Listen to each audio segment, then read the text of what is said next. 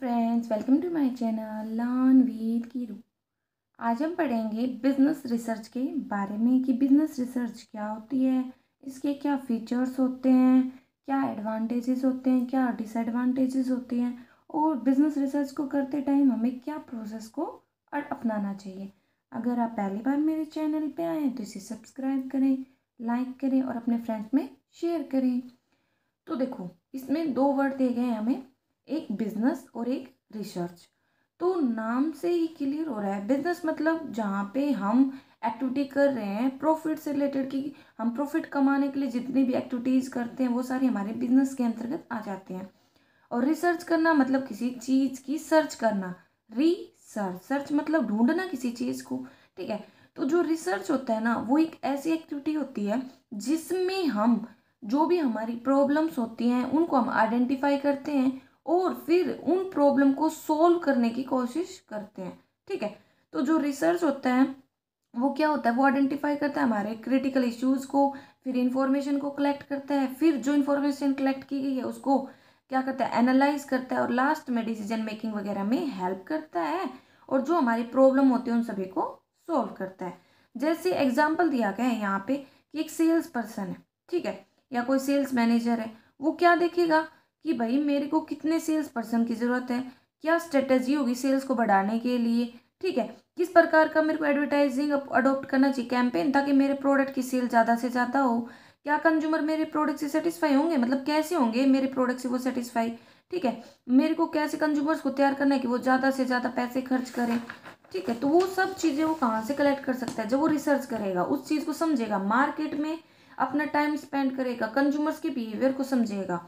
ठीक है, कि भाई कंज्यूमर्स के लाइक एंड डिसलाइक्स हैं, क्या जो ट्रेनिंग है सेल्स पर्सन की उसको ज़रूरत है बढ़ाने की और ज़्यादा करने की, क्या क्वालिटी चाहिए एक अच्छे सेल्स पर्सन के लिए, मतलब सेल्स पर्सन मतलब जो सेलिंग करता है, जैसे कई घर घर जाकर बेचते हैं सामान, इस टाइप से। तो यहाँ पे मीनिंग दिया गया है रिसर्च का कि जो रिसर्च होती है ना वो एक टाइप से कहें तो हमारा थिंकिंग का वे होती है, हमारी वो स्किल्स होती है जो हेल्प करती है। देखो, रिसर्च एक प्रोसेस है जिसमें हम सिस्टमेटिकली क्या करते हैं, जो भी हमारी प्रॉब्लम्स होती हैं उनके आंसर्स को ढूंढते हैं। ठीक है, कैसे भाई, अलग अलग मेथड्स होते हैं, टेक्निक्स होते हैं, उनका यूज करके जो रिसर्च होती है वो डिफाइन करता है जो भी हमारी प्रॉब्लम होती है उनको। ठीक है, हाइपोथेसिस वगैरह को तैयार करता है, सॉल्यूशंस को सजेस्ट करता है, डाटा कलेक्ट करता है, उसको एक मैनर में ऑर्गेनाइज करता है और लास्ट में जो हमारे लिए जरूरी डाटा होता है उसके कंक्लूजन्स को निकालता है। ठीक है, तो एक टाइप से मतलब नॉर्मली अगर मीनिंग समझे तो वही होती है रिसर्च। रिसर्च में क्या होता है कि हम डाटा को कलेक्ट करना, एनालाइज करना और हमारे प्रॉब्लम को सोल्व करना इन्वॉल्व करके चलते हैं। इसके फीचर्स भी यही हैं कि ये जो हमारी प्रॉब्लम होती है उसको सोल्व करने में हमारी हेल्प करता है। ठीक है, ये जो रिसर्च होता है वो किस पर ज़्यादा फोकस करके चलता है, जो भी प्रिंसिपल होते हैं, थ्योरीज होते हैं, उनका यूज करके डेवलपमेंट के ऊपर ज़्यादा फोकस करता है कि फ्यूचर में क्या अकरेंस होगा उनको प्रेडिक्ट करने में हेल्प करता है। ठीक है, जो रिसर्च होता है वो किस पर बेस होता है, जो भी ऑब्जर्वेबल एक्सपीरियंस होते हैं, जो भी एविडेंसेस वगैरह होते हैं उनके ऊपर। ठीक है, जो रिसर्च होता है वो किस चीज़ की डिमांड करता है कि भाई जो भी ऑब्जर्वेशंस है वो बिल्कुल सही हो और उनका डिस्क्रिप्शन, डिस्क्रिप्शन मतलब किसी चीज़ का एक्सप्लेनेशन। ठीक है, जो रिसर्च होता है उसमें डाटा, नए नए डाटा को कलेक्ट किया जाता है प्राइमरी सोर्सेज से, मतलब फर्स्ट हैंड। देखो, हमें पता है डाटा हम दो तरीके से कैलकुलेट करते हैं, प्राइमरी और सेकेंडरी। प्राइमरी मतलब जो बिल्कुल आप पहली बार डाटा कलेक्ट कर रहे हो, उससे पहले किसी ने वो नहीं कलेक्ट किया, और सेकेंडरी होते हैं जो किसी ने पहले से कलेक्ट कर रखा था, लाइक न्यूज़पेपर से आपने कोई डाटा ले लिया, किसी पब्लिशर ने पब्लिश किया था। ठीक है, मतलब सेकेंडरी जो कलेक्ट किया गया है फिर हम उसका यूज करते हैं वो सेकेंडरी डाटा। प्राइमरी जो आप खुद से कलेक्ट कर रहे हो वो फर्स्ट हैंड कर रहे हो। ठीक है, तो रिसर्च में हम डाटा कलेक्ट कर लेते हैं प्राइमरी सोर्सेज से।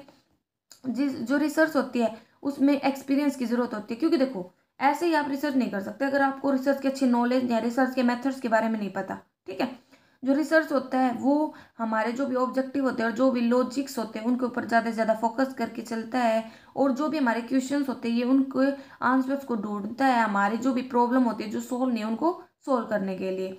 जो रिसर्च होता है उसमें क्या चीज़ के ऊपर फोकस किया जाता है, पेशेंस के ऊपर, ना कि जल्दबाजी करना। ठीक है, और इसमें हमें सांस वगैरह की ज़रूरत होती है कि हम पूरी डेडिकेशन के साथ जो काम हमने स्टार्ट किया उसको पूरा करें, रिसर्च करें। ठीक है, और डाटा जो भी हम डाटा कलेक्ट करते जा रहे हैं उसको केयरफुली रिकॉर्ड करें और मैनेजमेंट को रिपोर्ट करें कि कुछ भी गड़बड़ ना हो।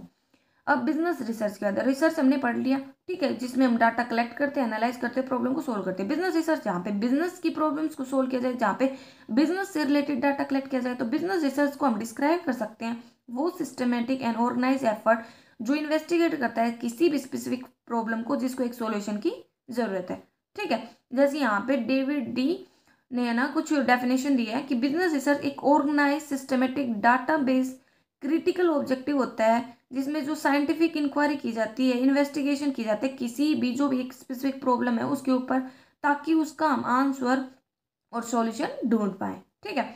अब बात आती है बिजनेस रिसर्च का स्कोप क्या है, मतलब बिजनेस रिसर्च कहाँ कहाँ किन किन एरिया को कवर करके चलता है। तो एक बात कहें तो बिजनेस रिसर्च का एरिया बहुत ज़्यादा वाइड है। जो बिजनेस रिसर्च होती है वो हर प्रकार के बिजनेस नॉन बिजनेस एक्टिविटी के लिए इंपॉर्टेंट होती है, क्योंकि देखो रिसर्च जो वर्ड है ना वो कोई छोटा नहीं है। आप कोई भी काम करो, एक बच्चे के लिए हो, एक हॉस्पिटल स्टार्ट करना हो, ठीक है, तो भी आप रिसर्च करोगे, तो हर जगह रिसर्च की पूरी इंपॉर्टेंस है। जो रिसर्च है ना, जैसे प्रोडक्शन में, मार्केटिंग में, फाइनेंस में, मैनेजमेंट में, इन सभी एरियाज में इसका पूरा रोल है। तो यहाँ पे बताया गया है कुछ एरियाज में जहाँ पे हम बिजनेस रिसर्च का यूज करके चलते हैं, जैसे अकाउंटिंग। अकाउंटिंग जहाँ पे अकाउंट से रिलेटेड एक्टिविटीज होती है, कैलकुलेशन होती है, तो अकाउंटिंग में जहाँ पे बजट कंट्रोल सिस्टम है, प्रैक्टिसेस है, प्रोसीजर है, उन सभी का यूज किया जाता है, उन सभी के एग्जामाइन करने में हम बिजनेस रिसर्च का यूज करते हैं, ठीक है। जैसे भाई टैक्स मेथड्स वगैरह हो गए। फाइनेंस में क्या होगा, जो भी फाइनेंशियल इंस्टीट्यूशंस के ऑपरेशंस होते हैं उनका मर्जर है, एक्विजिशन। मर्जर करना मतलब दो ऑर्गेनाइजेशंस का मिलना, एक्विजिशन मतलब एक ऑर्गेनाइजेशन का दूसरी ऑर्गेनाइजेशन के द्वारा एक्वायर करना। जो भी फाइनेंशियल रेशियोज हैं, स्टॉक एक्सचेंज में जो भी चेंजमेंट, इंक्रीमेंट आ रहा है, डिक्रीमेंट आ रहा है, ठीक है, रिसेशन आ रहा है, उन सभी के बिहेवियर को समझने में ये हमारी हेल्प करता है। कौन? Business research. मैनेजमेंट में वो सारी एक्टिविटीज आ जाती हैं जो हमारी रिसर्च से रिलेटेड होती हैं, ठीक है। जैसे एम्प्लॉय का एटीट्यूड, उसका बिहेवियर। और मार्केटिंग में मार्केट से रिलेटेड कि भाई किसी प्रोडक्ट की कितनी एडवर्टाइजमेंट करनी है, कैसे सेल्स प्रमोशन करना है, पैकेजिंग कैसी होगी, तो जो मार्केटिंग से रिलेटेड होती है उनकी रिसर्च करने में हेल्प करता है, ठीक है। अब कुछ कॉमनली रिसर्च रिलेटेड एरियाज है, हर जगह ये इंपॉर्टेंट है रिसर्च के। जैसे भाई एक एम्प्लॉय को बिहेवियर को समझना, उसकी परफॉर्मेंस को, कितना परसेंट रहता है, कितना टर्नओवर है, ठीक है। एक एम्प्लॉय के एटीट्यूड को समझना कि वो जॉब से सेटिस्फाई नहीं, कितना लॉयल है, ठीक है। सुपरवाइजरी परफॉर्मेंस में, तो मतलब हर जगह ही रिसर्च को हम देख के चल सकते हैं। अब बात आती है managerial value of business research. तो कहता है कि जो रिसर्च है ना वो हमें इफेक्टिव मैनेजमेंट करने में हेल्प करती है। इफेक्टिव मतलब कि कम लागत में और टाइम मैनर में जब हम हमारे ऑब्जेक्ट को अचीव कर लेते हैं, ठीक है।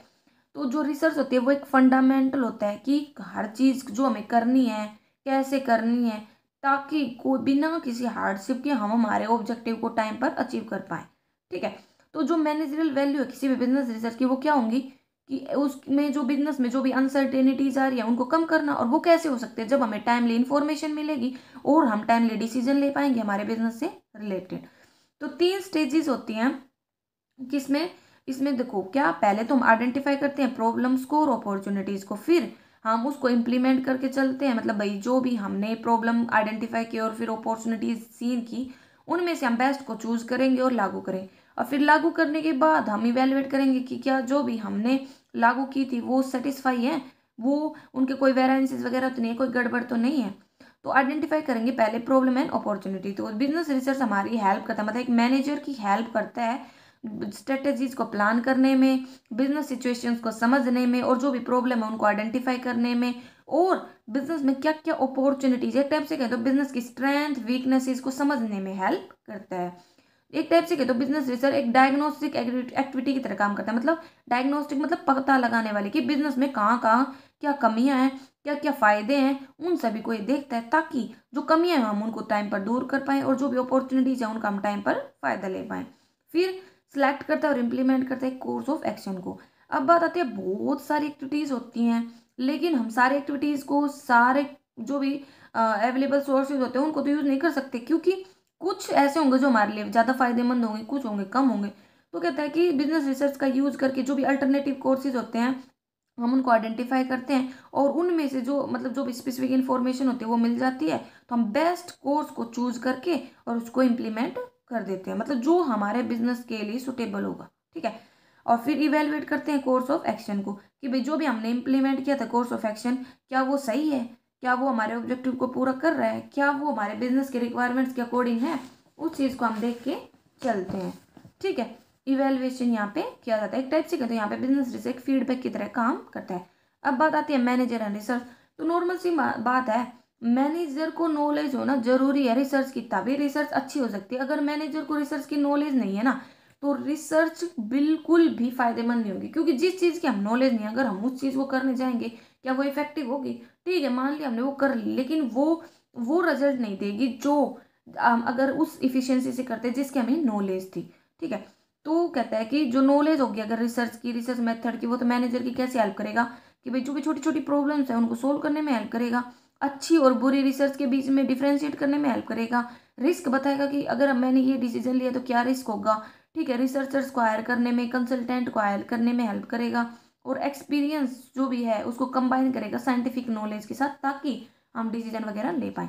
अब बात आती है कि भाई बिजनेस रिसर्च की जरूरत क्यों है, हम करते क्यों हैं, क्यों हम बिजनेस रिसर्च के ऊपर टाइम लगा रहे हैं, पैसा लगा रहे हैं। देखो, एक तो टाइम की कंसंट्रेंट की बात आती है, मतलब बिजनेस रिसर्च की हमें जरूरत कब पड़ती है, टाइम कंसर्ट, मतलब टाइम लिमिटेड है, टाइम की भी तो एक प्रॉब्लम आ जाती है। कई बार क्या होता है कि हमें ना एकदम से डिसीजन लेना पड़ता है, ठीक है, लेकिन टाइम होता नहीं है। उस टाइम पे बिजनेस रिसर्च की जरूरत पड़ती है कि अगर हमने पहले से ही बिजनेस रिसर्च कर रखी हो, डाटा कलेक्ट कर रखा हो, तो हम आसानी से डिसीजन ले पाएंगे। एबिलिटी ऑफ डाटा, जो मैनेजर्स होते हैं भाई, उनके पास इनफ इन्फॉर्मेशन होगी तो उन्हें रिसर्च की जरूरत क्या है। लेकिन अगर उनके पास इन्फॉर्मेशन ही नहीं है तो क्या करेंगे, रिसर्च के ऊपर ज़्यादा फोकस करेंगे कि भाई रिसर्च हो, डाटा कलेक्ट करें और फिर डिसीजन लें। नेचर ऑफ द डिसीजन, कहता है कि जो बिजनेस डिसीजन होते हैं वो डिपेंड करते हैं कि मैनेजरियल डिसीजन का नेचर किस प्रकार का है। ठीक है, अगर भाई रूटीन प्रकार का है, भाई इंपॉर्टेंट है, तो उस टाइम पे रिसर्च बहुत ज़्यादा इंपॉर्टेंट हो जाते हैं, क्योंकि अगर एक डिसीजन भी हमने गलत लिया तो वो हमारे बिजनेस की परफॉर्मेंस को अफेक्ट करेगा।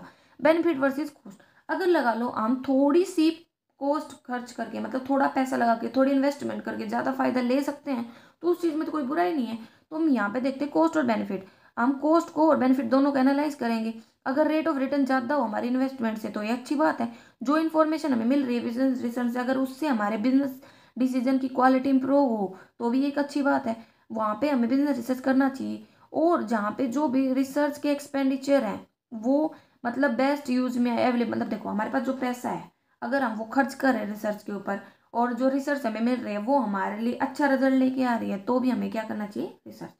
अब बात आती है हमें बिजनेस रिसर्च क्यों करना चाहिए, क्योंकि आज के टाइम में कंपटीशन इतना ज़्यादा होता जा रहा है कि हर कोई एक दूसरे से ज़्यादा परफॉर्म कर रहा है, हर कोई है ना पैसे खर्च कर रहा है ज़्यादा से ज़्यादा इन्फॉर्मेशन कलेक्ट करने के लिए, कस्टमर्स को अट्रैक्ट करने के लिए। तो उस टाइम पे बिजनेस रिसर्च इंपॉर्टेंट हो जाता है। गवर्नमेंट भी बहुत ज़्यादा इंटरफेरेंस करती है, तो जब गवर्नमेंट के जो रिस्ट्रिक्शंस वगैरह हैं उनको रोकने के लिए, एक टाइप से कहें तो गवर्नमेंट के जितने भी डाउट वगैरह हैं उनकी जो भी पॉलिसीज वगैरह उनको पूरा करने के लिए बिजनेस रिसर्च जरूरी हो जाता है। आज के टाइम पे डिसीजन भी बहुत ज़्यादा कॉम्प्लेक्स हो गए हैं, और वो कैसे सोल्व हो सकते हैं, जब हमारे पास टाइमली इन्फॉर्मेशन अवेलेबल होगी, जो भी प्रॉब्लम है वो सोल्व होंगी, तो वहाँ पे कौन हेल्प करता है, बिजनेस रिसर्च। और बिजनेस की ग्रोथ के में भी कौन हेल्प करता है, हमारी बिजनेस रिसर्च। तो इसीलिए हम बिजनेस रिसर्च करके चलते हैं। अब बात आती है अच्छी बिजनेस रिसर्च किसे बोल लेंगे, जो क्लियरली डिफाइन हो, मतलब जो हमारे पर्पज को क्लियर करके चले। तो कहता है कि एक अच्छी बिजनेस रिसर्च के लिए हमें हमारे पर्पज को क्लियर करना चाहिए, वो रिटर्न में होना चाहिए। जितनी भी लिमिटेशन है किसी वर्ड्स की, उसके मीनिंग को क्लियरली डिफाइन करना चाहिए अच्छे से, ताकि कोई भी कंफ्यूजन ना हो। जो रिसर्च का पर्पज है ना वो अच्छे से एक्सप्लेन होना कि भाई हम रिसर्च कर क्यों रहे हैं, किन सोर्सेज से हम वो डाटा कलेक्ट कर रहे हैं, वो सारे रिवील होने चाहिए। रिसर्च का जो डिजाइन है ना वो बिल्कुल क्लियर होना चाहिए, ताकि बाद में जाके कोई भी प्रॉब्लम ना हो। जो भी डायरेक्ट ऑब्जर्वेशन है ना उनको रिकॉर्ड करना चाहिए रिटर्न में। ठीक है, हाई एथिकल स्टैंडर्ड्स को फॉलो करना, कहता है कि जो एथिकल इश्यूज होते हैं रिसर्च में वो भी बहुत ज़्यादा इंपॉर्टेंट रोल प्ले करते हैं। आज के टाइम में एक सोसाइटी के जो भी मोरल कंसर्न होते हैं, सोसाइटी के बिहेवियर होते हैं, उसको अफेक्ट करके चलते हैं। क्योंकि आज के टाइम में हम देखें तो जो भी लोगों के बिलीफ वगैरह होते हैं वो बहुत ज़्यादा इंपॉर्टेंट रोल प्ले करते हैं, तो उनको ध्यान में रखना चाहिए, एथिकल स्टैंडर्ड्स को फॉलो करना चाहिए। ये देख लेना चाहिए कहीं पे भी एक्सप्लोटेशन वगैरह तो नहीं हो रहा। एडिक्वेट एनालिसिस करना चाहिए डाटा का, लगा लो हमने डाटा कलेक्ट कर लिया, तो जो डाटा कलेक्ट किया है वो एडिक्वेटली चेक करो कि वो क्या सही है या नहीं है, क्या वो हमारी रिक्वायरमेंट्स के अकॉर्डिंग वैलिड है। फिर finding should be clearly present, मतलब सिंपल हो, प्रिसाइज मैनर में हो, ऐसा नहीं भर दिए 10-20 पेज और वो समझ में नहीं आ रहे। क्लियर लो, प्रिसाइज मैनर में हो, सिंपल भाषा में हो, जो हर कोई समझ पाए। ठीक है, फिर बात आती है बिजनेस रिसर्च कौन कर सकता है। तो कहता है कि जो बिजनेस रिसर्च है वो इंटरनली भी हो सकती है, एक्सटर्नली भी। इंटरनली जब बिजनेस जो ऑर्गेनाइजेशन होती है उसी के अंतर्गत जो कुछ पर्सन होते हैं वो करते हैं। ठीक है, जैसे भाई मैनेजमेंट सर्विस डिपार्टमेंट हो या R and research and development department हो, वो करते हैं। तो इसके क्या फायदे भाई, इंटरनल टीम को तो बिजनेस की पहले से ही प्रॉब्लम का पता होता है, तो वो आसानी से प्रॉब्लम को समझ पाएंगे, उसका सॉल्यूशन दे पाएंगे। उन्हें कम ही टाइम की जरूरत पड़ेगी पूरे स्ट्रक्चर को समझने में और काम करने में। ठीक है, और भाई जो भी रिकमेंडेशंस होंगी मतलब वो जल्दी से हम इम्प्लीमेंट कर पाएंगे। ठीक है, और जो कॉस्ट होगी वो भी कम होगी। लेकिन इसके डिसएडवांटेजेस क्या हैं, एक तो भाई लगा लो वो जो बिजनेस रिसर्च कर रहे हैं इंटरनली, वो उनके पास फ्रेश आइडिया ही नहीं होंगे, वो मतलब मुश्किल से ही नए आइडियाज़ का यूज करेंगे, सेम ही जो स्टीरियोटाइप होता है, सेम जो उनकी थिंकिंग होती है उसी पर काम करते रहेंगे। ठीक है, और जो मैनेजमेंट है वो उनको इन्फ्लुएंस कर सकते हैं कि वो मैनेजमेंट के अकॉर्डिंग डिसीजन दे, मैनेजमेंट के अकॉर्डिंग प्लानिंग करें। ठीक है, और क्या पता, जरूरी नहीं है कि हर ऑर्गेनाइजेशन में क्वालिफाइड पर्सनल हो, वो क्वालिफाइड ना हो, इतनी ज़्यादा नॉलेज ना हो। लेकिन एक्सटर्नल में क्या हो जाता है, जो भी इंटरनल प्रॉब्लम होती है वो सोल्व हो जाती है। एक तो एक्सपीरियंस रिसर्च वर्क कर पाते हैं, बाहर के जो भी भाई रिसर्चर होंगे वो तो बहुत सारी कंपनीज में काम करते हैं, तो उन्हें अच्छी नॉलेज होती है। ठीक है, करंट प्रॉब्लम सॉल्विंग मॉडल की उनकी अच्छी नॉलेज होगी। लेकिन डिसएडवांटेजेस की, एक तो कॉस्ट बढ़ जाएगी, दूसरा वो टाइम ज़्यादा लेंगे प्रॉब्लम को सोल्व करने में, रिसर्च करने में, तीसरा क्या होगा वो ज़्यादा से ज़्यादा फीस भी चार्ज कर सकते हैं। अब बात आती है रिसर्च के ऑब्जेक्टिव क्या है। ठीक है, तो वही है भाई जो भी हमारे प्रॉब्लम्स वगैरह हैं उनका आंसर ऑब्टेन करना। ठीक है, दूसरा फेमिलियरिटी लेना जो भी फिनोमिना वगैरह है। ठीक है, जो भी सिचुएशन है, काम जो भी सिचुएशंस है, जो भी कंपनी जिस भी एक्टिविटी को कर रही है उस चीज़ के फिनोमिना को समझना, उससे फैमिलियर होना। ठीक है, मतलब एक टाइप से कहते हो जो भी प्रेजेंट प्रॉब्लम है उसको पूरी तरह से समझना। ठीक है, डिस्कवर करना जो भी एग्जिस्टेंस है, रिलेशनशिप का, एसोसिएशन का, इंटरडिपेंडेंस का, उनको। ठीक है, ताकि जो भी प्रॉब्लम है उनको हम टाइमली सोल्व कर पाएँ। ठीक है, कि भाई कोई भी जैसे भी यहाँ पे एक एग्जाम्पल दे रखा है कि हम एडवर्टाइजमेंट कर रहे हैं तो उसका क्या हमारे जो भी प्रोडक्ट उस पर क्या इफेक्ट पड़ेगा। ठीक है, स्ट्रेसफुल लिविंग का क्या इफेक्ट पड़ेगा, हार्ट अटैक पे लगा लो, हम स्ट्रेस लेकर जी रहे हैं तो उससे जो हमें हार्ट अटैक आता है उसका क्या इफेक्ट पड़ेगा।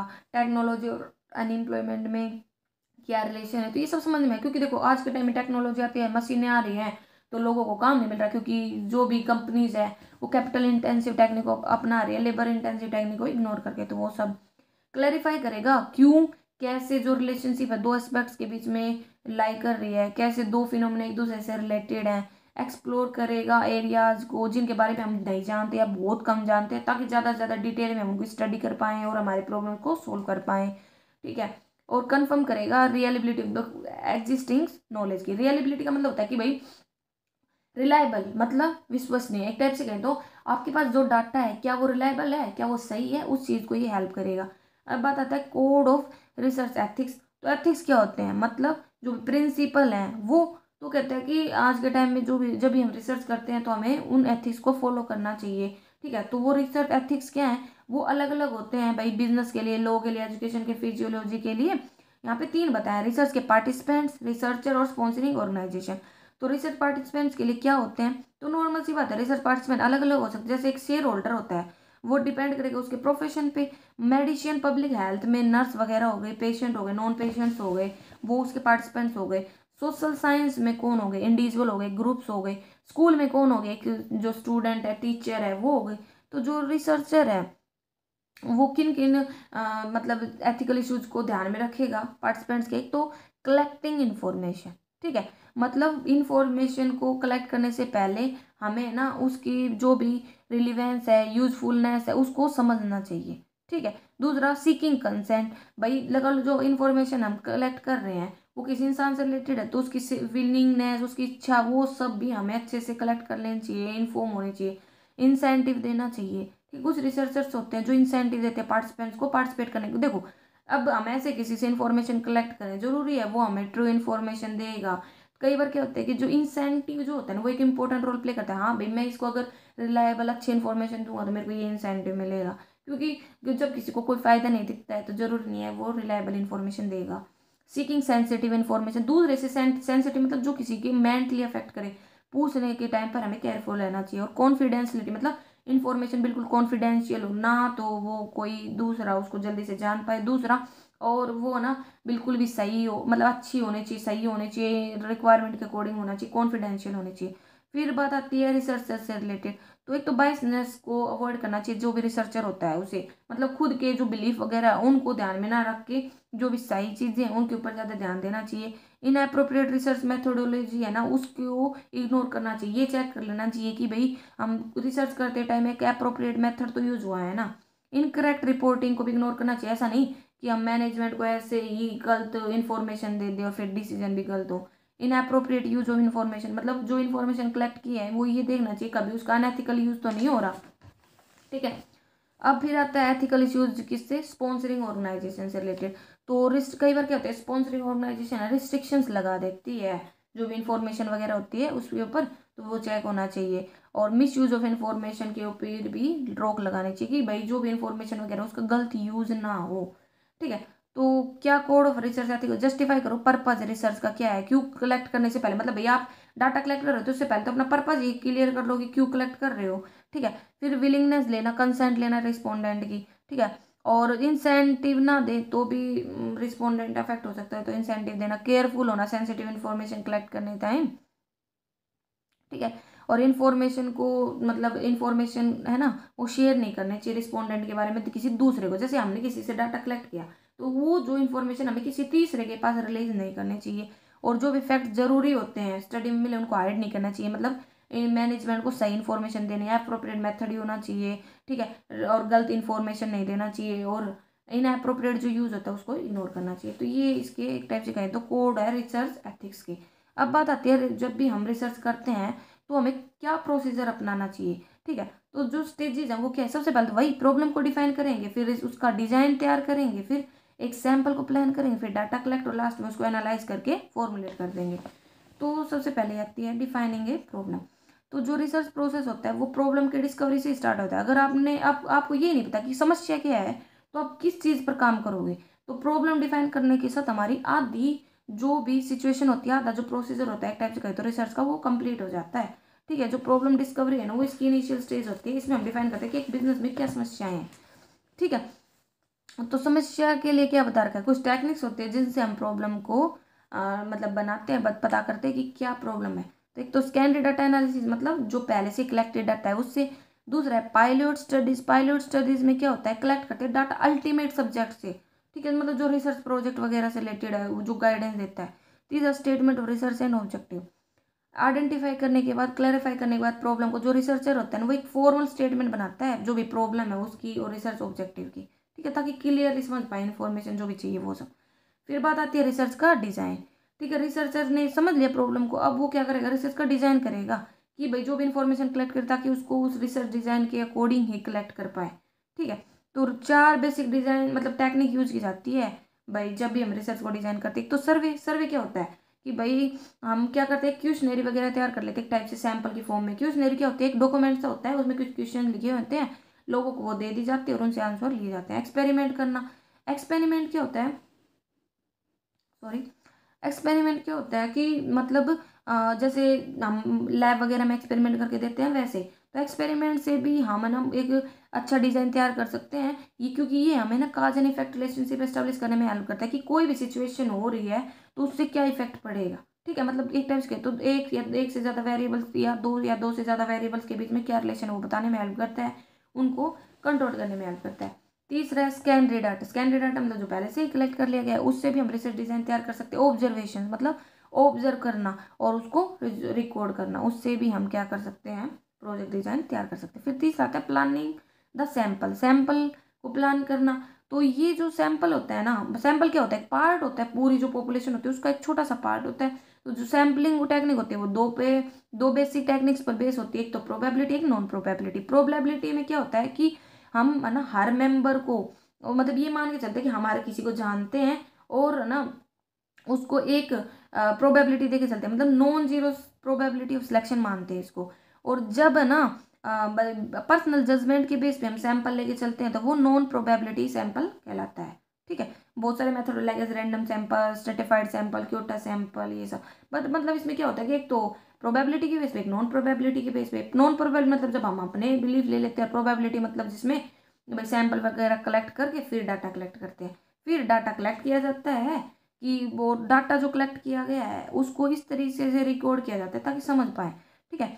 तो रिसर्च डिज़ाइन तैयार करने के बाद क्या होगा, डाटा को कलेक्ट किया जाएगा और जो रिसर्च टेक्निक्स होगी उनका यूज़ किया जाएगा डाटा कलेक्शन में। जैसे भाई क्वेश्चनरी वगैरह है तो उनको भी भरा जाएगा कि या किसी से फ़ोन से इंफॉर्मेशन कलेक्ट करना, मेल से करना, वो सब। फिर डाटा कलेक्ट करने के बाद उनको एनालाइज किया जाएगा। ठीक है भाई, जो भी डाटा कलेक्ट किया गया है उनको एक एनालाइज करने के लिए क्या करेंगे, हम एक फॉर्मेट में डालेंगे, उसको क्या करेंगे, एडिटिंग करेंगे, कोडिंग करेंगे, मतलब टेबल वगैरह बना के ताकि अच्छे से समझ पाए, सिंबल्स वगैरह यूज करके। ठीक है, और जो भी डाटा जरूरी है नहीं जरूरी उसको करेंगे, फिर रिपोर्ट तैयार करेंगे। और फाइनल स्टेज यही तो होती है, रिपोर्ट तैयार करना, उसको मैनेजमेंट देना ताकि मैनेजमेंट डिसीजन ले पाए। अब बात आती है रिसर्च के क्या फ़ायदे होते हैं। तो ये क्या करते हैं, गवर्नमेंट की जो भी पॉलिसीज वगैरह होती है उनको एक बेस प्रोवाइड करवाते हैं, क्योंकि डाटा मिल रहा है। जैसे गवर्नमेंट बजट बनाना चाहती है तो बजट तैयार कर पाए, क्योंकि उसे पूरे जो भी सोसाइटी में जो भी लोगों की नीड्स है उनके बारे में पता है, कहाँ पे एक्सपेंडिचर की जरूरत है, कहाँ से रिवेन्यू आ सकता है, वो सब। ठीक है, सॉल्यूशन देता है बहुत सारे जो भी ऑपरेशनल और प्लानिंग प्रॉब्लम होती है किसी भी बिजनेस की। क्योंकि जैसे भाई मार्केटिंग से रिलेटेड मार्केट रिसर्च करेगा तो मार्केट में क्या चल रहा है, क्या ट्रेंड है, उसके बारे में बताएगा। ऑपरेशनल रिसर्च में जैसे भाई जो भी बिजनेस है उसके कॉस्ट कैसे कम कर सकते हैं, प्रॉफिट को कैसे बढ़ा सकते हैं, देखने में हेल्प करेगा। बिजनेस बजटिंग में भी गाइड करता है, क्योंकि एक बिजनेस होता है उसे भी तो बजट देखना पड़ता है कि भाई मेरे को कितना खर्चा करना है, कितना रॉ मटेरियल करना है, कितना सेल्स पे, कितना एडवर्टाइजमेंट पे, उनमें हेल्प करता है। सोशल प्लानिंग में भी हेल्प करती है, क्योंकि एक बिजनेस है उसके लिए सोशल प्लानिंग भी उतनी इंपॉर्टेंट है जितने उसके खुद के बिल, खुद के पर्सनल जो बेनिफिट होते हैं वो। ठीक है, नॉलेज पे हेल्प करते हैं, नॉलेज देने में, क्योंकि बहुत सारे प्रॉब्लम होते हैं जिनको सोल्व करते टाइम हमारे पास नॉलेज होना जरूरी होता है। इफेक्टिव रिमीडियल मेजर भी देता है कि भी जो भी प्रॉब्लम उसको हम आसानी से कैसे सोल्व कर सकते हैं। ठीक है, अलग अलग लोगों की। फिर आती है क्वालिटी क्या है गुड रिसर्च की। तो देखो, गुड रिसर्च क्लियरली डिफाइन होती है, डिटेल में डिस्क्राइब करती है, रिसर्च का डिजाइन वगैरह बताती है, केयरफुली प्लान होती है, और एडिक्वेट, और मतलब एक टाइप से कहे तो सुफिशियंटली एडिक्वेट होती है, जो डाटा वगैरह होता है वो भी सुफिशियंट होता है। ठीक है, और जो रिपोर्टर रिसर्चर होता है वो रिपोर्ट करे फ्रैंकली, और जो भी कंक्लूजन्स वगैरह होते हैं वो ना डाटा के ऊपर बेस होना कि खुद के बायसनेस वगैरह के ऊपर। ठीक है, अलग अलग क्वालिटीज बता रखी है, जैसे सिस्टमेटिक होनी चाहिए रिसर्च, लॉजिकल हो, लॉजिक पे बेस, इम्पेरिकल हो, रेप्लीकेबल हो, मतलब कि भाई जो भी डाटा वगैरह है उससे रेप्लीकेट करे। ऐसा नहीं है कि कहीं से भी जिसका कोई अस्तित्व भी नहीं है वहां से डाटा कलेक्ट कर लिया। अब बात आती है कुछ लिमिटेशंस होती हैं। क्या लिमिटेशन, एक तो ट्रेनिंग की कमी है। हम रिसर्चर्स को अपॉइंट तो कर लेते हैं लेकिन उन्हें इतनी अच्छी नॉलेज नहीं होती। अगर नॉलेज ही नहीं है तो क्या वो उतनी इफेक्टिवनेस से डाटा कलेक्ट कर पाएंगे जितना जरूरी होता है। तो वही बात है, फिर अच्छी रिसर्च नहीं है तो अच्छे डिसीजन नहीं है, प्रॉब्लम सोल्व नहीं है। इनसुफिशियंट इंटरेक्शन है, मतलब जो भी यूनिवर्सिटीज़ वगैरह होती हैं, जो भी रिसर्चर्स होते हैं, गवर्नमेंट्स होते हैं, उनके बीच में इंटरेक्शन की कमी है। क्योंकि डाटा कलेक्ट करते टाइम हर डिपार्टमेंट में कोऑपरेशन होना, इंटरेक्शन होना जरूरी है, क्योंकि डाटा कहीं एक जगह से नहीं बल्कि अलग अलग जगह से कलेक्ट किया जाता है। मिसयूज होता है कई बार डाटा का, कि जो भी रिसर्चर होते हैं अब वो डाटा कलेक्ट करेगा तो कंपनी तो उसे अपनी पूरी इन्फॉर्मेशन देगी, तो रिसर्चर कई बार है ना उस डाटा का गलत इन्फॉर्मेशन, मतलब गलत यूज कर सकते हैं, क्या अब तो दूसरी कंपनी को वो कॉन्फिडेंशियल इन्फॉर्मेशन वगैरह दे दें। कोड ऑफ कंडक्ट की भी कमी होती है रिसर्चर्स के लिए, मतलब रूल्स रेगुलेशन वगैरह की, जिससे क्या हो जाते हैं रेवलरी वगैरह, दुश्मनी वगैरह क्रिएट हो जाती है। एडिक्वेट और टाइमली, मतलब एडिक्वेट और टाइमली असिस्टेंस की कमी है, मतलब एक टाइप से कहे तो उन्हें ना तो पर्याप्त मात्रा में हेल्प मिलती, ठीक है, और ना टाइम पर मिलती। और ये प्रॉब्लम कौन कर सकता है, यूजीसी। यूजीसी कैसे भाई, जो भी यूजीसी होता है, मतलब जो भी हमारी जो भी एजुकेशनल रिलेटेड जो भी इंफॉर्मेशन होती है वो सारी प्रोवाइड करने में एक इम्पोर्टेंट रोल प्ले करता है। ठीक है, पब्लिश डाटा की भी कमी होती है, टाइम पर अवेलेबल ही नहीं हो पाता। लाइब्रेरी में भी मैनेजमेंट नहीं है, क्यों, एक बुक को ढूंढने में, एक जर्नल को ढूंढने में पता नहीं कितना घंटे और कितनी एनर्जी खराब हो जाती है। और ओल्ड और न्यू रूल्स, क्योंकि क्या होता है कि जो बुक्स वगैरह होते हैं लाइब्रेरी में उनमें पुराने रूल्स नहीं है या नए रूल्स ही अवेलेबल नहीं होते, तो ये भी एक प्रॉब्लम क्रिएट करता है। अब बात आती है जो भी इंफॉर्मेशन होती है रिसर्च की उसका यूज़। तो नए नए आइडियाज़ मिलने में, ऑब्जर्वेशंस करने में, एनालाइज करने में, हिस्टोरिकल और डेवलप, मतलब ये डेवलपमेंट रिवोर्सलेस ट्रीटमेंट करने में, ठीक है, थ्योरीज बनाने में, मतलब बहुत सारी जगह पे हम इसका यूज़ कर सकते हैं। और पीपल रिसर्च करते क्यों भाई, चैलेंजेस को फेस करने में, प्रॉब्लम को सोल्व करने में, इंटेलेक्चुअल जॉय को बढ़ाने में, सोसाइटी को सर्व करने में, ठीक है, सोसाइटी से रिलेटेड इंफॉर्मेशन गेट करने में। तो ये सब इनके ऑब्जेक्टिव होते हैं। तो ये हमारा मीनिंग था एक रिसर्च क्या होती है, उसके ऑब्जेक्टिव वगैरह के बारे में। अगर आपको कोई भी कन्फ्यूजन है तो आप कमेंट करके पूछ सकते हैं। Thank you.